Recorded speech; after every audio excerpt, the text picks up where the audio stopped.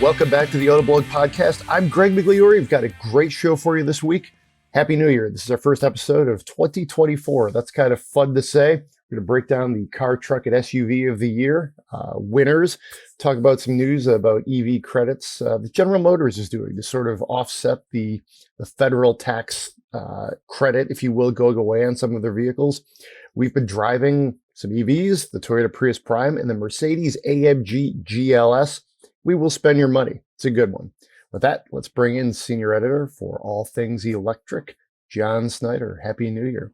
Happy New Year to you too. It's an exciting time of year, especially here in Ann Arbor. That's right. You're repping your Michigan Wolverines, wearing a Big Ten champ shirt. By the time some of you guys are listening to this, maybe you'll know the outcome of Monday's game. We'll see. Yeah. Hopefully my heart can hold out. Yeah, it's a big one. I watched the Rose Bowl last week, and it was pretty exciting. I must say, as a Michigan State Spartan, it was still pretty exciting to watch. Yeah.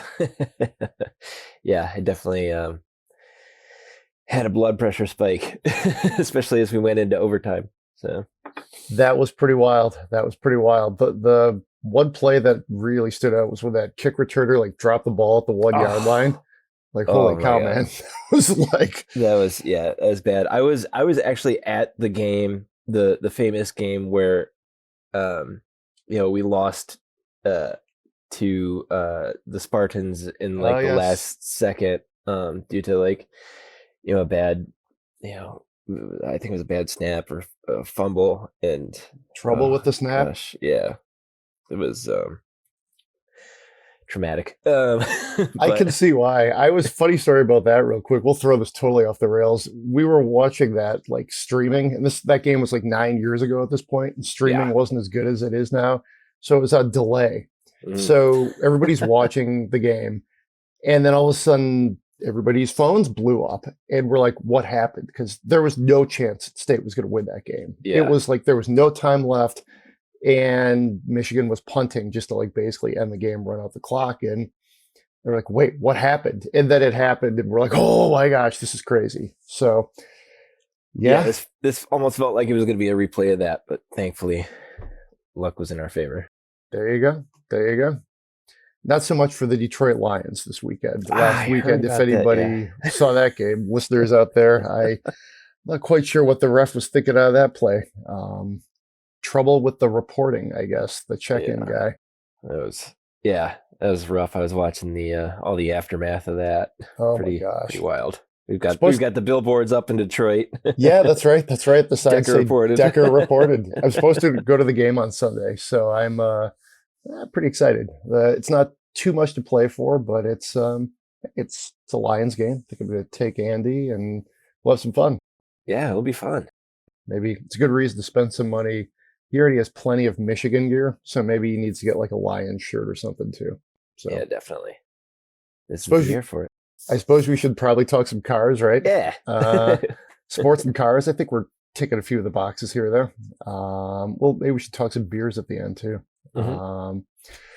All right. So let's talk about Car of the Year awards. This is the, it's called NACTOY, which is the acronym that, a lot of people in the industry follow these pretty closely. There's other awards like Motor Trend, the Autoblog Tech of the Year, a lot of different awards out there. But these really, they kind of almost stand apart because it's like a jury of 50 different writers and editors across North America. So you get 3 countries, pretty good encapsulation of the market. In a lot of different perspectives, as opposed to say, any one specific publication, some of the car magazines do. So that's a little overview. I happen to be a juror, so I always kind of like to talk about my ballot. And I think it's also, to go back to sports, it's actually kind of useful. We talked football. I'm a pretty big college football fan. And if you look at the polling, I forget what they call it for the playoff, there's people, they determine who gets in the playoff and who doesn't. So I kind of look at this a little bit too. It's sort of like the Oscars. It is subjective in some ways. So it's fun it creates debate, and I think that's good for the industry and also the awards. So in case you haven't seen it, the the winners this year, and these are on the site. Joel Stockstill, our news editor, wrote this up. Car of the year was the Toyota Prius / Prius Prime. Truck of the year was the Ford Super Duty, and the utility vehicle of the year was the EV9. So I think there were maybe at least one surprise in there. Two of the categories were pretty close. So there's that. A very good field across the board, though. I'll say that. I don't know. Any thoughts? As somebody who's just kind of looking at it, what do you think? Well, I haven't driven the EV9 yet. I've spent some time with it. That one seems to make sense to me. I'm actually going to drive it in a couple weeks here. But yeah, I mean, it's just a great vehicle, and if it drives as well as any of the other Hyundai Kia EVs, and then it's just loaded with amazing content too.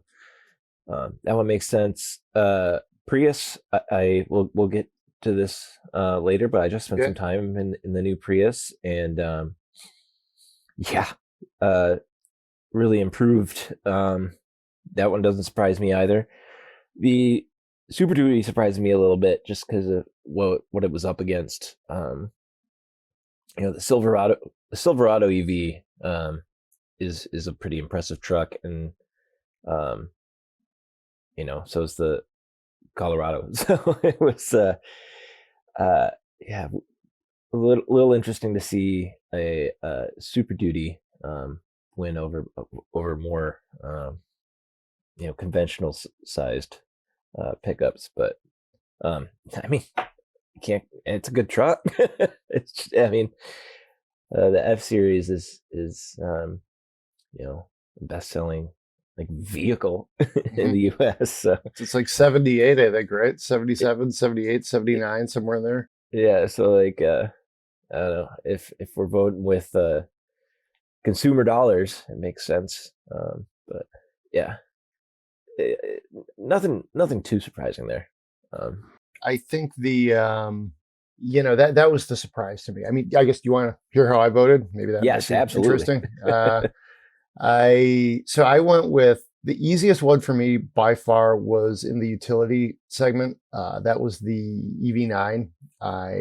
It's the voting system, without giving away too much, is somewhat similar to how we vote for auto shows. You get so many points.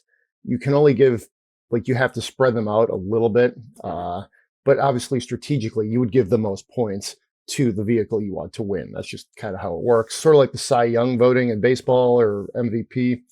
But anyways, I gave most of my points in the Ute category, EV9. I drove that thing. It was about a month ago. I got out of the vehicle, went inside, and just literally told my wife, I was like, this is the utility vehicle of the year. This thing's awesome. To me, it was so good. It was a very good 3-row SUV. It's a good electric vehicle. And I mean, it does a lot of things like the design and the technology very well too.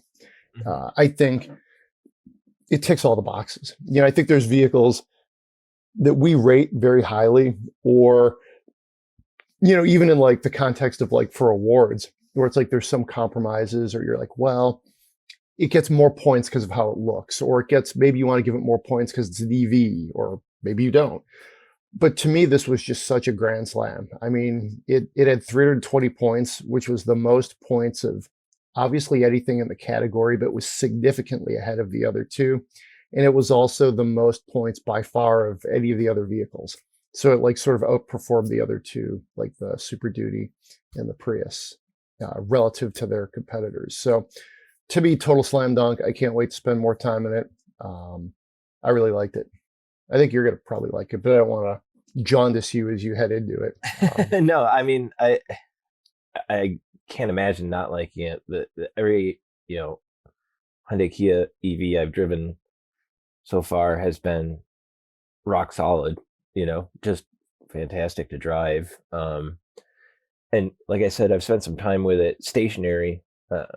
Playing with a lot of its features, and it's just got a lot going for it. It's interesting design, lots of unique materials, lots of recycled and eco materials, which is really cool. Yeah. super comfortable. Like the seating layout is really good, and you can get those, reclining seats for the second row as well. Um, Clever storage. There's that little bin that pulls out like a drawer for the second row out of the rear of the center console. Just lots of really clever stuff. Yeah, that's a good way to put it. It's very clever. Yeah. So I can't imagine disliking it Yeah. unless unless the the 3-row format just doesn't translate, driving down the road as an EV. But I can't imagine that. I imagine it's perfectly fine. So Yeah. I mean, the Hyundai Kona EV, and the Genesis electrified GV70 are perfectly nice vehicles, I think, but EV9 just, not only was it very good, to me, it advanced electric vehicles and 3-row vehicles. Yeah. So it's like, I mean, I believe it's the first mainstream electrified 3-row. So yeah, I mean, that's very significant. Yeah, we've got the Rivian R1S, we've got the Mercedes EQE. That's right. The GLS EQE, and then the Tesla Model X. Yeah. That's basically it. Yeah. And none of them are as accessible to get as just like a Kia. It's a 50-state vehicle. So yeah. Cool. All right. So I'll run through the other two kind of somewhat quick here. Super Duty for me was the surprise for the truck. I voted for the Silverado EV, if you will. I gave it most of my points. I thought, yes, the Lightning won easily the year before. I just kind of frankly used that same lens to say, hey, it's an electric full-size pickup truck that looks kind of cool, has a little bit of different design. That's just kind of where I landed. And Silverado actually finished third. A little bit surprised there. Yeah. But it was very close. The Super Duty won, but again, it was close with the Colorado and the Silverado. So yeah, a little bit of a surprise there, but it's a fourth straight win for Ford. Silverado is great to drive too. I drove that, the work truck. Really, really great to drive, and like just tons of range. Definitely like it feels heavy. Yeah. But it makes up for it. Definitely. Like 400 miles of range. Can still, tow 10,000 pounds. Comfortable to drive. Not a lot of like it feels very normal. Not a lot of weird tech inside. Feels very familiar inside, and just drives really well. I could have seen myself voting for that for sure. And then in the car category, this was actually to me the hardest one. I voted for I voted for the Ioniq 6. I guess I ended up going electrics across the board. That wasn't totally intentional, but yeah. And then the Prius Prime, this is actually one where I gave the Prius some pretty good points too, because I thought both were very worthy. I think the Prime gives you 30 miles of range-ish, somewhere in there. And then the Prius itself is pretty good. It's a good value. So I was pretty torn. And the Accord was the third one. Very, very good car too. I thought it was more like a good Accord, whereas each of these vehicles that finished in the top two did something different, that really, advanced what the car means, advanced what, frankly, the segment means. So I really like the Ioniq 6. I drove it. This is about 2 months ago at this point. Beautiful car, interesting interior, really liked it. Also really liked the Prius. I actually drove them almost back to back as I think about it. But yeah, no, like I said, no quibble with any of these, but this one was definitely a category I was kind of torn on. I almost wonder if we'll get to this in a minute, because I had some infrastructure challenges with my electric cars over the holiday break. I wonder if that might have colored my thinking, and maybe I might have given a few more points to the Prius, just because like hybrids are very, very useful right now. But either way, I stand by my vote. I thought the Ioniq 6 is a beautiful, very interesting EV, but I also think the Prius is a very worthy winner, very deserving. So, Yeah.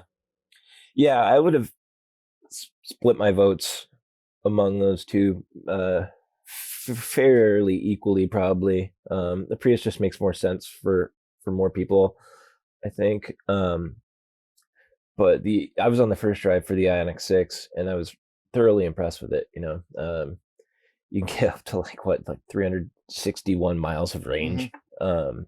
in a car that feels really good to drive. I loved the Ioniq 5. Then getting into the Ioniq 6, it's the suspension's a little more sporty. It feels good. And uh, even the base trim feels like you're not missing out on much.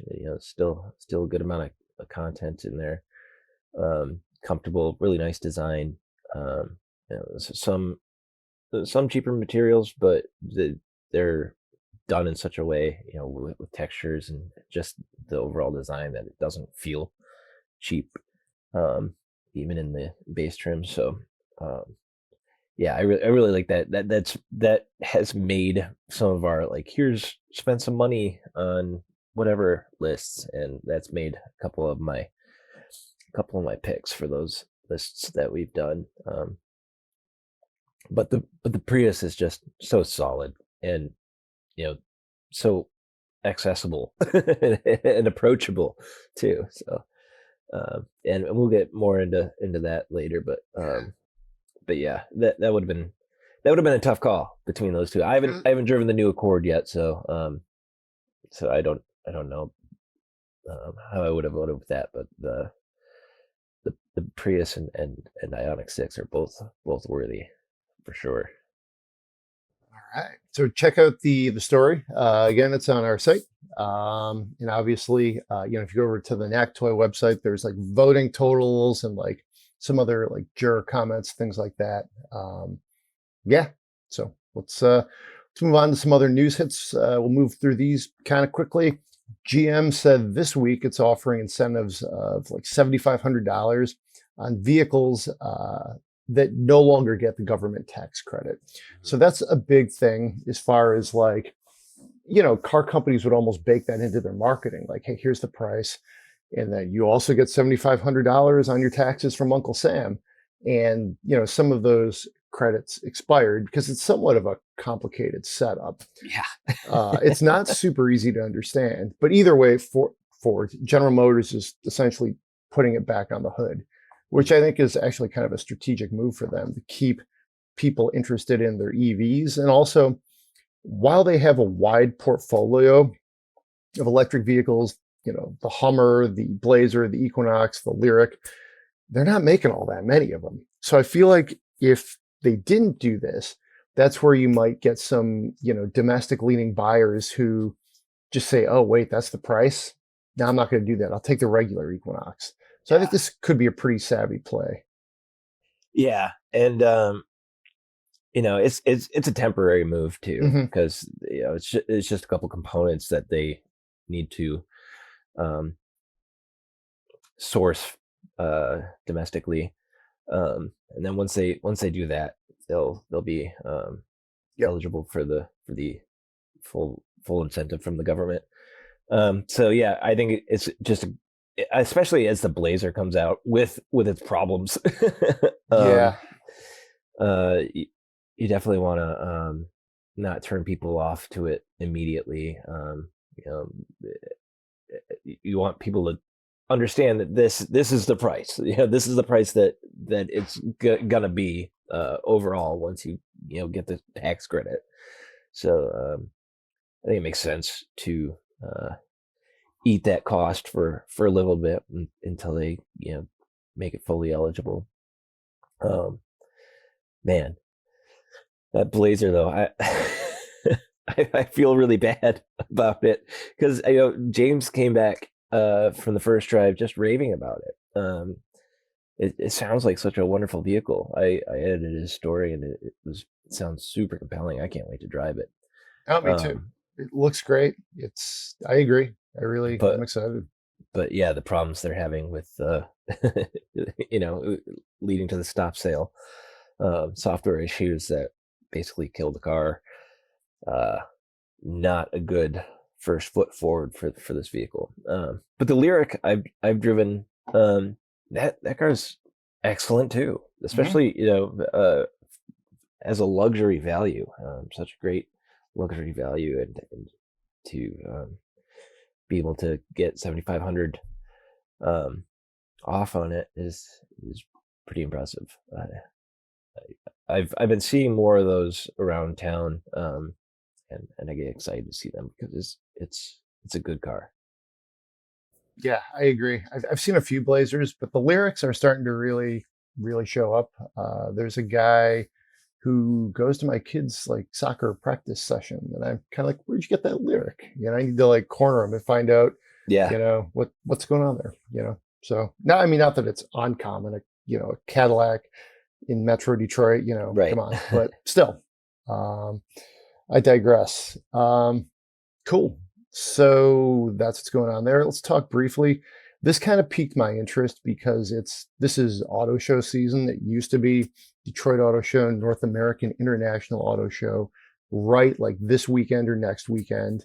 I'm sure if many of you are listening to this, even though this is kind of insidery, you're probably pretty familiar with coming to Autoblog and other sites for all the news right now.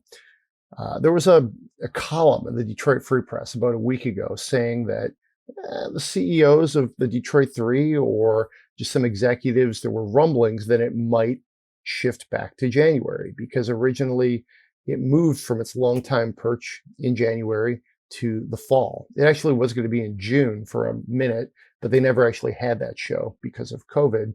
And then they did do it in September for the last 2 years. So, um, I'm going to put it this way. I think they should move back to January. Uh, the way I would make the decision is I would say what's the best from a consumer standpoint and what's best for the show. I Mhm. would try my hardest to get some sort of press portion, some activations, and do it that way. But I wouldn't try to base that on that. I think, at least not totally, because I think the future of auto shows is going to continue to probably diminish from a media perspective. I hope I'm wrong. We're in the media, but I think just consumer facing shows are going to be the ones that have that sort of endurance and longevity. So I also think from a practical standpoint in Michigan, in January, there's not a lot to do besides go ice skating and It's go true. skiing.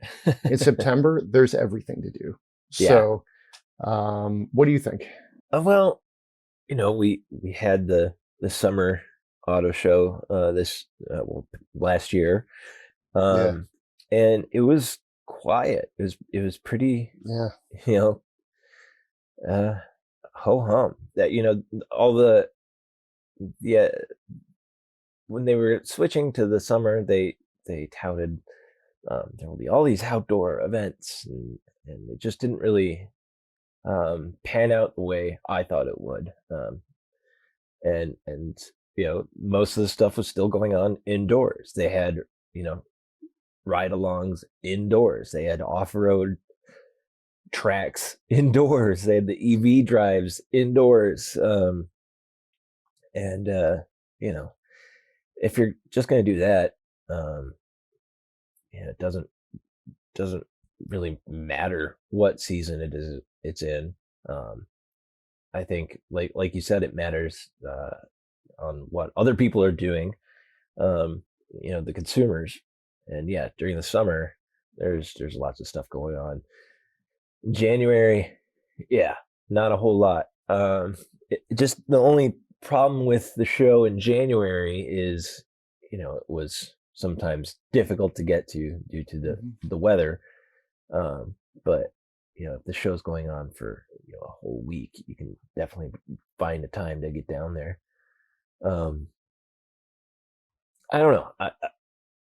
I'd like to see it kind of stay in the summer and have them do more with it. Take advantage of being able to do more outdoor things. Um, but I don't know. It seems like they're the automakers are just spending less on auto shows, and they're sort of shrinking. At which point, it doesn't matter. Might as well do it in January. Lots of the 2020 the new model year cars are coming out then, and there was a good amount of reveals though, for different vehicles in the summer, not necessarily at Detroit, but in the summer. So I don't know how it would time up with the reveal schedule versus launch schedule of vehicles, but I wouldn't mind. I wouldn't mind it being in January at all, unless they're planning on doing more with the summer one. Tricky part too is CES, which has become. I mean, if we look at the preview for this week, which next week we'll talk all about CES. Right now we're recording this on a Friday morning, which is a little late for us. Usually we do it earlier in the week, but with the holidays, kind of still a shorter week, we pushed it to Friday. So you get all the latest stuff, but still not quite CES. But I mean, again, CES has news out of Honda, Mercedes. Like there's already like CES, which is even kind of pared down itself.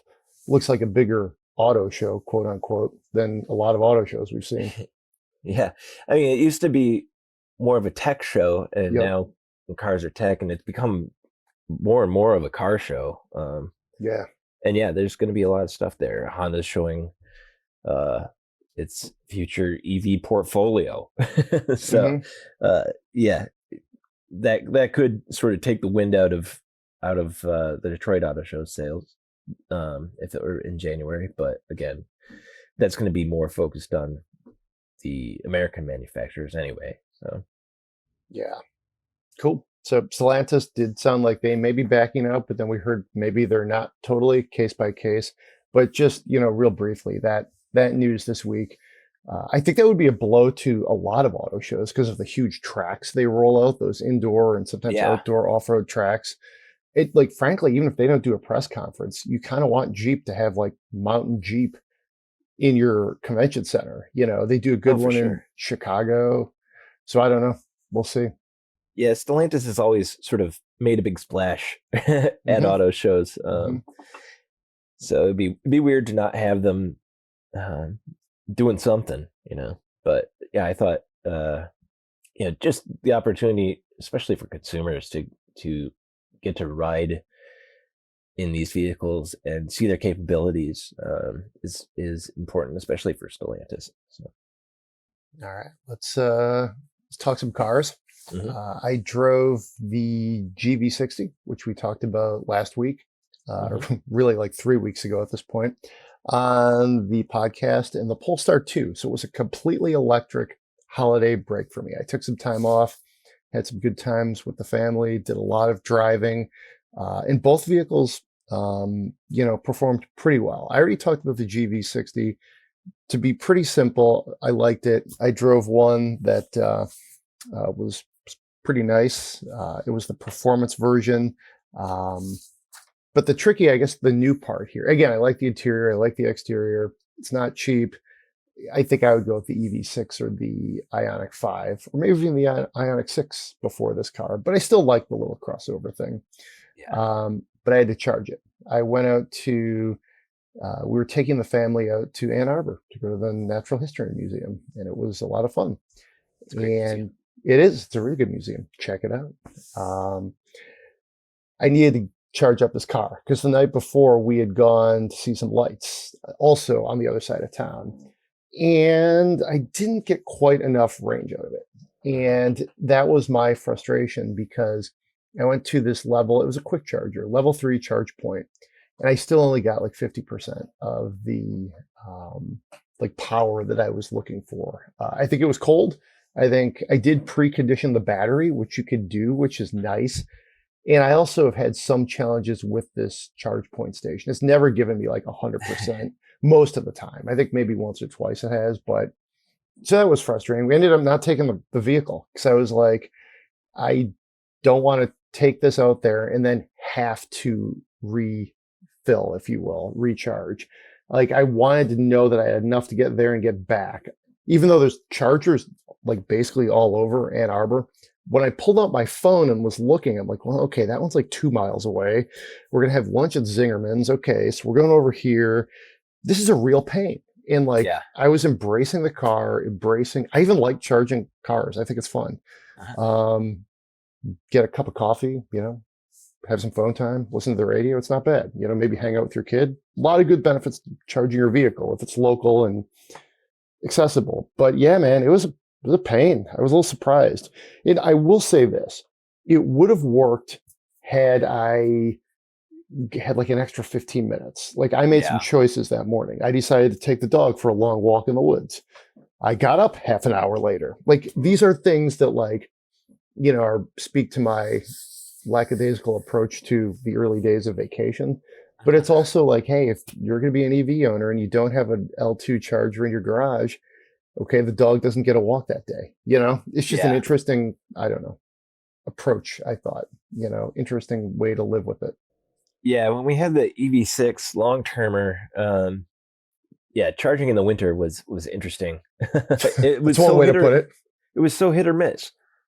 Sometimes you go to a charger and it would charge,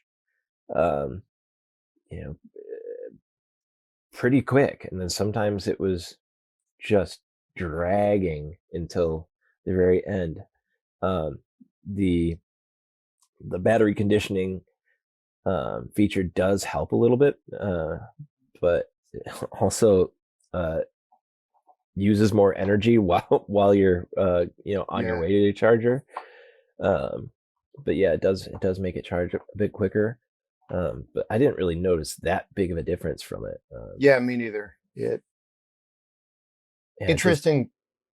Go ahead. Just charging in the winter, you just don't know what you're gonna get. Well, that's a great segue. Then I went to another level 2 charger. I was just coming down. I had done a pickup at Target. I got some snacks, some beer. It was a really quick thing. It was Christmas Eve actually, and I was just kind of wrapping things up before some family stuff. Pulled into a L2 charger in Automation Alley. I was like, okay, I know I'm not going to get much out of this, but whatever. Let's just, maybe you get like 10 miles, take a minute to collect your thoughts before everything else, the holiday madness of stuff. And I did get I want to say I got 10, 15 miles out of it. Wasn't bad. And then, but the vehicle wouldn't unplug and it drove me crazy. It was one of those things where I don't exactly know what happened. I got to pull up my notes here on my phone, try to refresh my memory a little bit, but it was just the vehicle would not unplug. I did everything I could. I tapped the credit card again. That was just the other wrinkle is with ChargePoint, you need to use the app for things to work really well. Yeah. I did the card tap, didn't work. Locked and unlocked the car, didn't work. I've had that happen. It was so frustrating. I'm like, it's Christmas Eve. I got to get out of here. And then this dude appears out of nowhere. And it's literally like one foggy Christmas Eve. This guy rolls up in a first gen Chevy Volt. I'm just kind of like, what are you doing here? Why are you charging that thing here? What are you doing? And he was actually a General Motors engineer who just, I think he worked on EVs. He just wanted to see if his car would still charge. He's like, it's really old. I don't even know if it'll take a charge anymore. So it's coming out today to do it. So he and I wrestled with this Genesis, trying to unplug it. Neither one of us could get it to, resolve, if you will. He also owned a Rivian, by the way. Nice. So, literally, at this point, I had called my wife to come pick me up. And finally, I just locked it, unlocked it, and the thing disengaged. It was just as fluky as the problem happened, the problem resolved itself. The other thing I was going to do was set the charging to 50% and then hope it released once it hit 50, come back and get the thing in a couple hours. It was just a real pain. There's even a couple of manual release buttons on the Genesis and on the EV6 as well. I probably would assume it's on the Hyundai version. didn't do anything. I don't know, man. It was stressful. Have you had anything happen to you like this? Yeah, Okay. it's been a while, but yeah, there's definitely been times where it's like, why isn't this thing Yep. unplugging? You go into menus and Hmm. like try and figure it out. Yeah. I remember it happened to me at I think at Electrify America charger once. Okay. I think I think that was in the EV6. But yeah, just wouldn't unplug. It's tricky because if you think of the infrastructure, there's so many variables, and this has dissuaded me from taking some EVs as much as I embrace and enjoy the technology. But like, you know, okay, so will the charger be open? Will it be working? Once it works, how fast is the charge going to be? And then in some rare but not impossible, as we both laid out, will the plug work? Will it not Right. go in? Can you retract it? What's going to happen? There's a lot of variables to EVs, and it Yeah. speaks to where the infrastructure is. So Yeah. And they're still, they're still fairly new and they're still working out the wrinkles as they try and figure out what feature sets are the best to put in it. Sometimes they're putting in things and uh, testing them out, and maybe they should just keep it simple, stupid. yeah, yeah, I agree. All right. Well, I drove the Polestar 2. I'll touch on this real quick. Really liked it. Didn't have to charge it. I didn't drive as much. This is the second part of my holiday break. So it just I gives you plenty of range. Just there was no reason to actually charge it. Probably should have at the end because it was down to about 20%. I probably should have charged that a little more. But um, it's a sporty little sedan. I think it's a definitely a consideration for like if you're cross shopping Tesla and you're looking for a smaller sedan. I had the single motor, so it was kind of sporty. The inside has a lot of sort of like repurposed materials. It's Android everywhere. The driver IP is actually quite good, one of the best I think I've ever driven. Then the right side is basically an Android tablet, which is how you run everything else. Didn't like that so much. It didn't work. It reminded me of the worst of it did work, but it was a pain. It was sort of like the worst in Android in Volvo tech is how I would sum that up. I had challenges keeping the car from fogging up and the radio working. That was issues. But overall I liked it was fun to drive. It looks good. I think if you are looking for an EV and you're looking for a car, and they're actually a pretty good value, pretty good price, even on a used one. So I really liked it. I would say, Rivian and Polestar, as well as companies like Mercedes, Ford, and Volkswagen, are your choices if you're cross shopping, say, a Tesla. Mhm. Um, and I think, you've got Rivian and Polestar if you're kind of thinking different. And then, of course, the mainstream brands I just listed. In the case of Polestar, it's owned by Volvo. So if you want something different, but you're still like, oh, I don't know if I want to buy a Rivian or a Lucid or something like that, well, hey, this is kind of the best of both worlds. The one other sort of downgrade I would give it is I was going to a holiday party and I rolled in behind a Tesla Model Y. And I know the guy who owned it because we're going to the same party. And he didn't even look at the car, didn't even notice it. And I was kind of thinking, this is interesting. I would think an EV owner, especially like a Tesla owner, would at least, oh, hey, you have an EV too. And he knows what I do, but it would at least be like, what do you think? Should this be on my list? Didn't even notice it. So I think in that sense, even though I like the design, it's a little too subtle in some ways. Maybe they need to make it a little bit flashier. I don't know, but just in a like very small focus group, the car was definitely a Q ship. So Yeah, it is subtle, and seemingly by design. They have that very subtle badge. They don't yep. put the word Polestar on there anywhere, and yeah, the badge is like body colored, Hmm. things like that. Um, but I think I love the way it looks. I like to sort of fly under the radar, but Yeah. I feel like yeah. uh, When I was driving them, I had people asking me when I pull up, they'd be like, "What is that?" Um, but Yeah, it's a really fun car to drive. I just so well balanced. Uh, it does definitely feel very Volvo-ish, Hmm. which I don't mind at all. There's some things I wish it had a little bit of its own identity, a little bit more. Um, but yeah, overall, I very much like the Polestar too. Um, yeah, it's been a while since I've driven one, but man, it makes me really look forward to the Polestar 3 when that comes Yes. out. That's gonna be probably a way better seller too. Yeah, it's a broader segment. And that's where I think if you're Tesla, you might start to be a little nervous because this is a both these vehicles really, but especially the three coming right, right at, the heart of what Tesla is doing. So, Hmm. tell me what you've been driving. I've now been talking a lot. Tell me about the Prius Prime. Yeah, so I drove that. I was in Arizona over the holidays and was driving the new Prius Prime. It was my first time in the updated Prius, and wow, what an improvement! Yeah. um, it's more conventional to drive now. You've got better placement of controls and things like that. The display in front of you is just a lot easier to use, and uh, it looks a lot better. Looks a lot better. Yeah, it really does. uh, and it drives great. It feels more refined. And yeah, I really quite enjoyed it. The Prime, has 220 horsepower. Does 0 to 60 in like 6.5 seconds about. Yeah.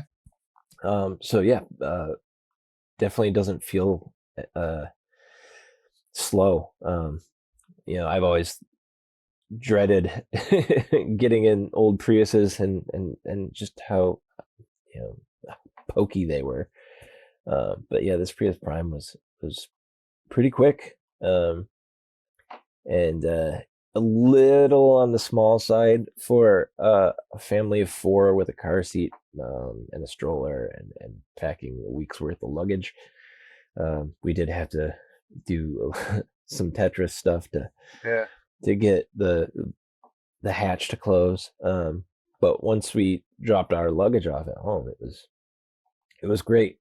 Really, really smooth driving, quiet except for the road noise. If part of Interstate 10 had lots of texture to the road, let's say, and all that noise just came in through the tires. But other than that, very quiet, very comfortable. Um, some of the sounds like the turn signal and things like that sound a little more engineered, and they help give it that sort of refined feel. Um, Interesting things like a little sort of pocket for your phone with a charger in it, like a little Hmm. slot that Yeah. you put it in sideways, um, which did not play very well with phone cases, but take the phone case off, and it's actually a nice, compact, secure way to keep your phone out of the way, as opposed to like the Toyota Sienna, where you put your phone on the wireless charger and it slides across your dash every time you make a turn. Yeah. Yeah, That's a this, really good point. I can visually think of both of those Toyota experiences. My phone would go always flying out of the Sienna. yeah, and yeah, just really economical. Even once you've depleted the 40 miles of range, of electric range.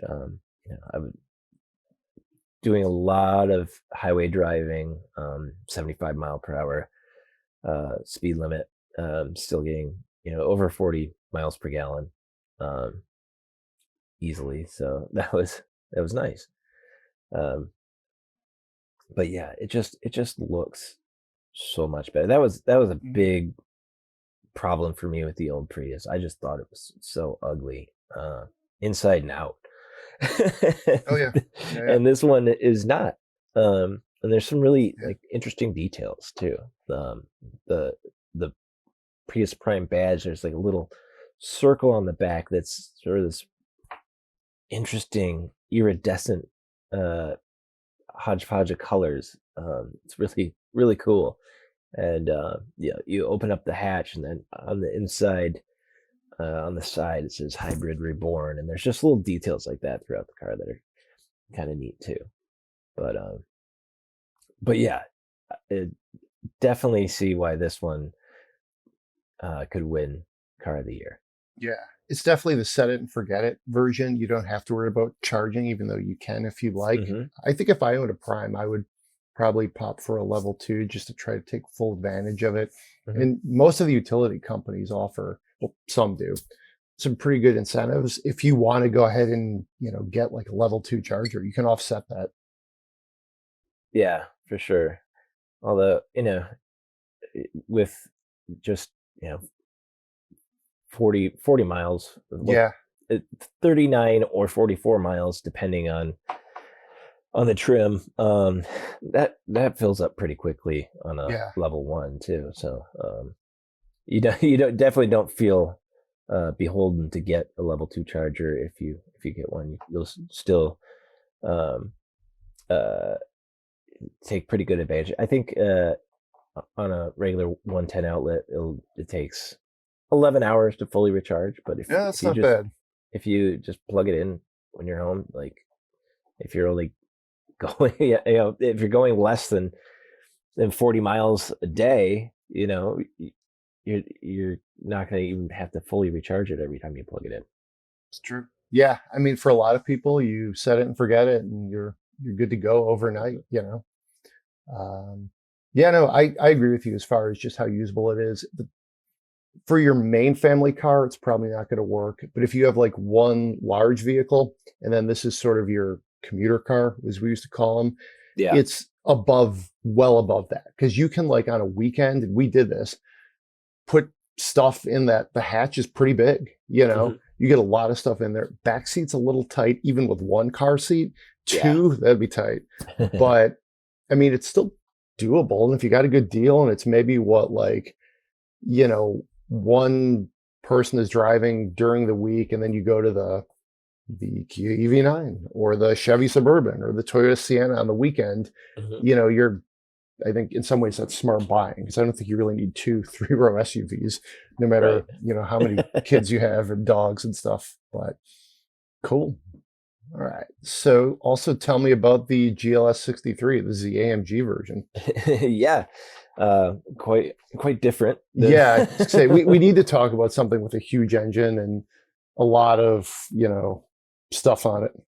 Um, I like it. Yeah, what's not to like, right? It's you're not getting great fuel economy with this, 14 city, 18 highway, but gosh, it's big, it's very luxurious, and it's very comfortable, and it's darn quick too. You get the bi-turbocharged 4-liter V8 with the the mild hybrid. Um, it's really, really fun to to drive. It makes nice sounds. It's not too loud inside the cabin. Obviously, Mercedes does a good job of all the German luxury brands. Sometimes they do too good of a job of keeping the sound out of the cabin, but the sound you do get, you put it in Sport Plus mode, and you get some nice little pops and crackles from the exhaust. You get massaging seats. You can get heated armrests. This one had heated armrests in the first and second rows. Decent amount of cargo volume, even with the third row up. I think it said like 17 cubes behind the third row, which in this with the sort of tall, like pretty straight up, and you don't have a super raked tailgate window closing in on the headroom of your luggage area. You can fit a lot of stuff back there. Yeah, and you can get the manufacturer colors. This was sort of a flat gray that looked pretty neat. It had the night package, so glossy black, front splitter, accents and window surrounds, black exhaust tips. So it looked really cool too. But yeah, it just you get the dual displays that you can control by touch or by voice or by using the touch pad as well. So yeah, and I like the MBUX system, and then in this you've got all sorts of different things you can control. There's almost like too many controls on the steering wheel, especially. Yeah, I agree with that. You've got the little dials that one controls the drive mode, the other controls different things. You toggle through the different things that'll control, like suspension, exhaust, vehicle ride height, traction control, all through this one little dial with two little toggles on it. And then you've got like the touch sensitive controls on the steering wheel. There's a lot going on that steering wheel. But actually going through the menus and using the voice control works really well. And going through the menus, they have like the track timers and things like that, lap timers. So yeah, very, very good blending of luxury and sportiness. How were your lap times? I didn't take it to a track, but I imagine they'd be pretty good. Yeah, because it actually handles pretty well in the corners too. It feels really stable. Yeah, you can hustle it along and it'll keep up with you. That's interesting. I've driven Land Rover and Jaguar SUVs on tracks, and it's not something I would do normally, but that they have their benefits. Like I don't know if I owned a vehicle that cost that much that I'd be like, I think I'll take it to Monticello. Yeah. But that was the circumstance I was in. So I was like, hey, let's do it. And I haven't driven the GLS, but large, expensive, fast SUVs can be pretty good on the track. So yeah, definitely. I mean, it's definitely meant to be maybe not used on a track. They have the track app, but it's definitely meant to be driven with gusto. And meant to perform, not just in speed, but also pretty decent handling for something so big and heavy. All right. Should we spend some money then, I guess? Yeah. This one comes from Reddit's Our Cars. If you'd like to get into the mailbag or spend my money, of course, that's podcast@autoblog.com. We would love to spend your money. So this, the writer comes to us from South Arizona, where you were recently. Price range is $1,000 to $6,000. Looking to buy, looking for something used. It's a sedan. Must-haves are reliability and longevity. Desired transmission is automatic, and it will be used as a daily driver. The writer has already considered a Dodge Charger. Don't need a warranty, and this is not the first vehicle. It can do minor work on the car. So basically looking for something to be a daily driver. Want to use this to keep mileage and maintenance off my truck and have a second car in case one needs to, go to the mechanic. Always had a fondness for Crown Victorias and looking for something that would basically just be a good daily, as they lay out, relatively cheap. So my options are, I kind of riffed on the Charger. I have a couple here. I assume this isn't going to be a car they're going to keep forever. I do read the longevity line, but I'm just choosing not to acknowledge that. So I'm going to go with, I have two. I have a Mercury Marauder, which Jeremy Korzeniewski, our senior consumer editor, and I were just talking about that in the Slack conversation this week, and I haven't been able to get that car out of my head. I just think that 20-something-year-old muscle, it's unique. I mean, the writer mentioned the Crown Victoria. Well, why don't you take one with, that Cobra SVT V8 from 20 years ago with the chrome exhausts? Hell yeah, that's what I would do. Now, price-wise, it's going to be tough. You can I found one online that was under the $6,000 like ceiling, and it had 200, how many miles? 220,000 miles. So I don't know. This isn't super logical. I'll give you that. You can, if you go a little bit up, you can get one like 7,000, 8,000 with a few fewer miles, and that's a little more reasonable. Staying in this vein, I also like the '06 Impala SS, small block V8. Again, similar prices, but you can find a few of them more under in like the $4,000 to $5,000 range. All that being said, if you want a reliable, sedan with longevity, find like a 15-year-old Honda Civic. You're going to get fewer miles. You're going to be in that price range. And that's a much smarter play than anything I just laid out here. So what do you think, John? Gosh, I love the idea of a Crown Vic. Yeah, I do too. I really do. They're just such characterful cars. Mm-hmm. Because of their use case. Police cars, taxis. Mm-hmm. They can take a beating and keep going. You can get a Taurus in that price range. If you still want to stick with Ford, or even I saw a couple Lincoln MKZs. But like you said, with reliability, something like a Honda, I would love to find an Acura TL in that price range. I've seen that's a good move. Yeah, a couple, not a lot, and but if you can find one, that is a great car. The TL is super fun. I think it's got a lot of character. I like the design.